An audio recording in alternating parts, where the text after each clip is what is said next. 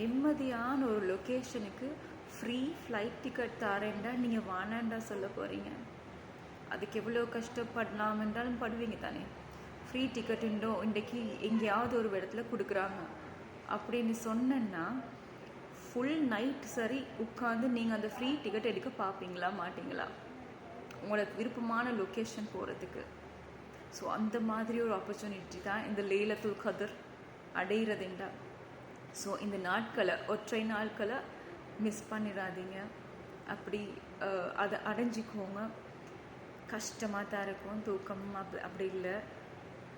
So இந்த நாளை miss பண்ணாமல் தொழுந்துட்டு ஜிக்கர் செஞ்சுட்டு பாவம் மன்னிப்பு கேட்டுட்டு நல்லபடியாக இந்த நாளை அடைஞ்சிக்கோங்க. ஏன்னு கேட்டால் 83 years பாவங்கள் மன்னிக்கப்பட போகுது. அப்படி நாங்கள் 60 years வாழ்ந்தாலும் 83 years நன்மை செஞ்ச மாதிரி டிரெக்டாக சொர்க்கலோகம்.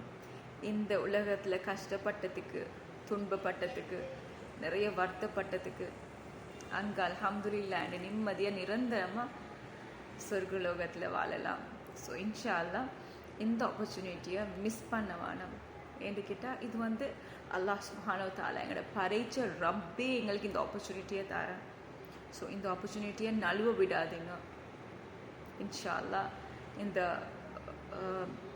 லைலத்துல் கத்ரை எங்களுக்கு எல்லாருக்கும் கிடைக்கணும் என்று நாங்கள் துவா செய்வோம். இன்ஷா அல்லாஹ் எல்லாருக்கும் கிடைக்கணும், எல்லாரும் சொர்க்கலோகம் போகணும். இன்ஷா அல்லாஹ் அது அப்படி துவா கேட்கலாம் தானே.